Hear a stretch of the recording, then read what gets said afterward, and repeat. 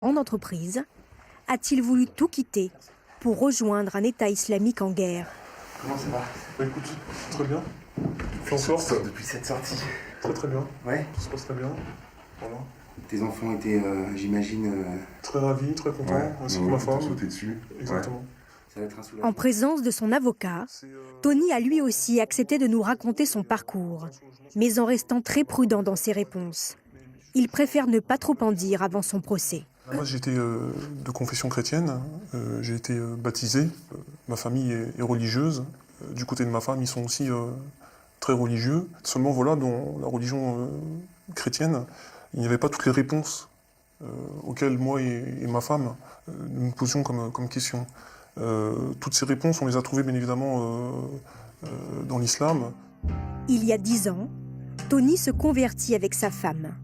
Très vite, sa pratique de la religion devient rigoriste, au point de vouloir quitter la France pour émigrer vers un pays qui pratique la charia.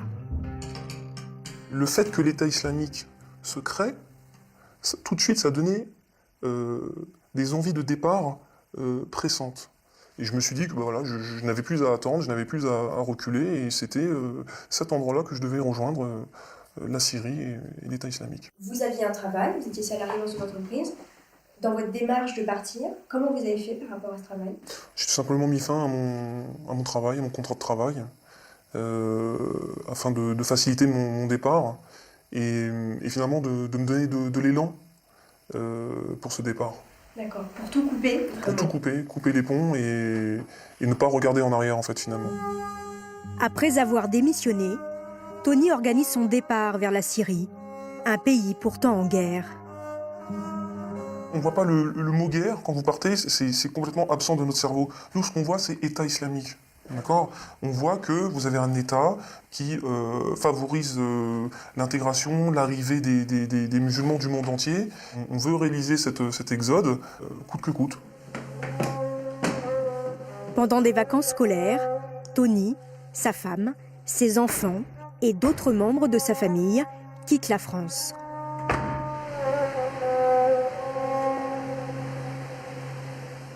Il n'y a vraiment rien de plus simple que de se rendre en Syrie. Tout simplement, vous chargez votre voiture, votre femme, vos enfants, et vous prenez la route. On ne peut plus simple, vous repérez un petit peu de la trajectoire pour y aller, et voilà.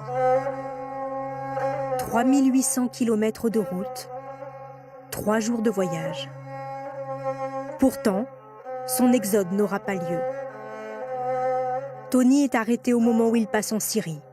Après 4 jours passés dans les cellules turques avec toute sa famille, il est rapatrié en France, puis incarcéré.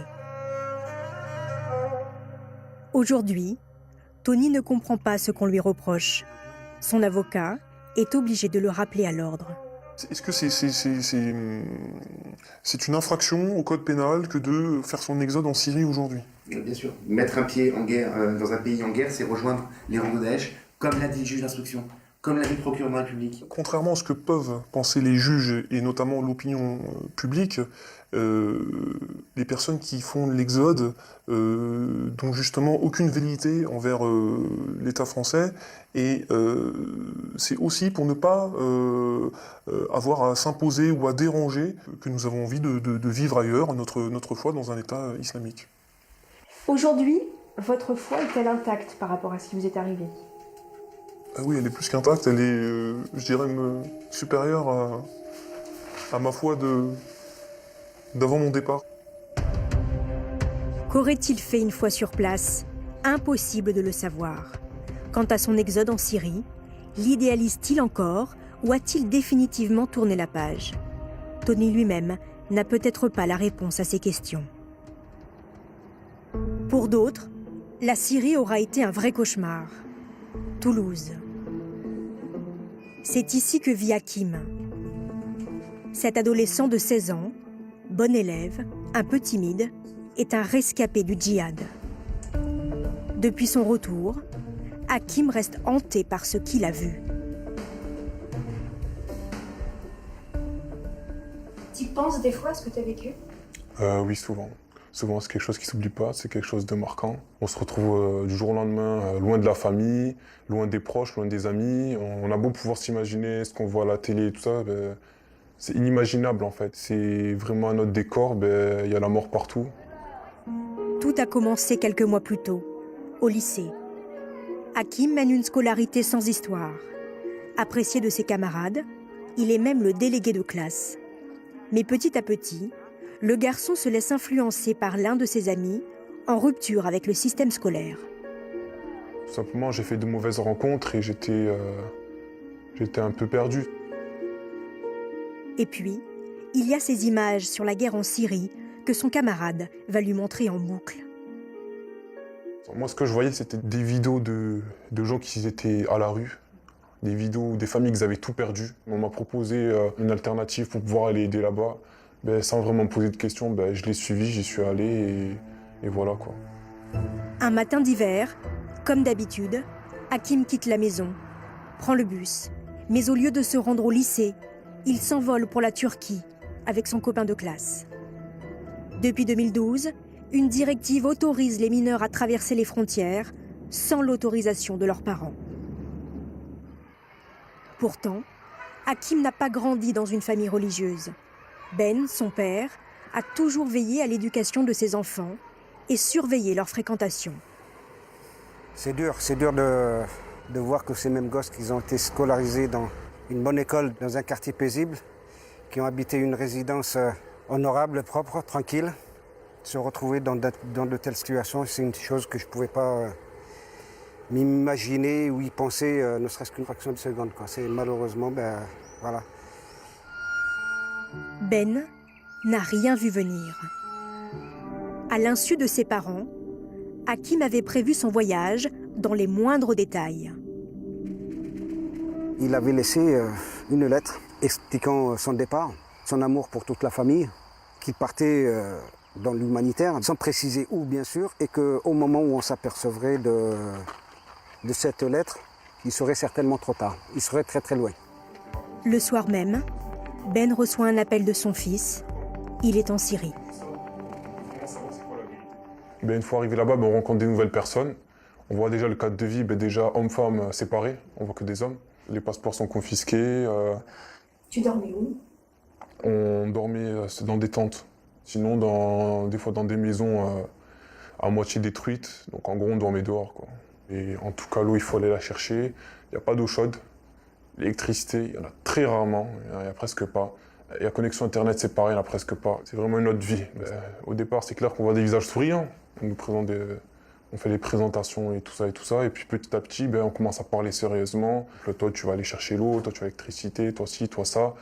Et après, on commence à nous ordonner de faire des tours de garde, quoi, pendant que les autres dorment, quoi, pour protéger la propriété.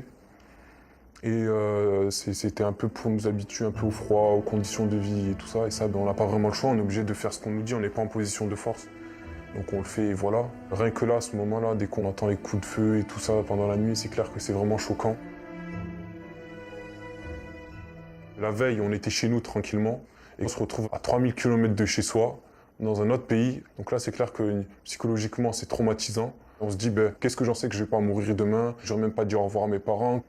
Est-ce que toi, quand tu étais là-bas, tu as rencontré d'autres jeunes comme toi qui en fait voulaient rentrer? Oui, on en voyait, oui, qui avaient peur, qui se décourageaient. Et avec le manque de la famille, c'est sûr. À ce moment-là, on sait qu'une fois qu'on s'est mis là-dedans, on sait très bien qu'on ne pourra jamais revenir, quoi.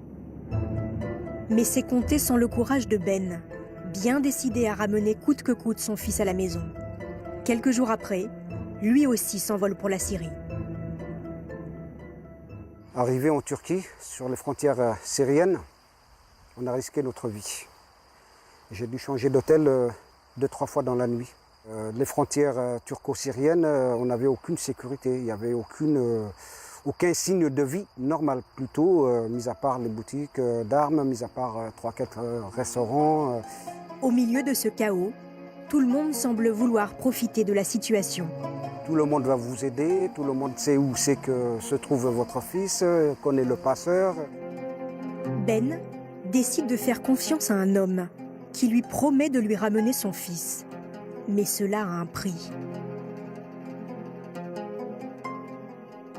Ça s'est négocié à 20 000 € finalement, mais ça était à l'ordre de 26 000 € au départ. Vous avez dû négocier le retour de votre enfant.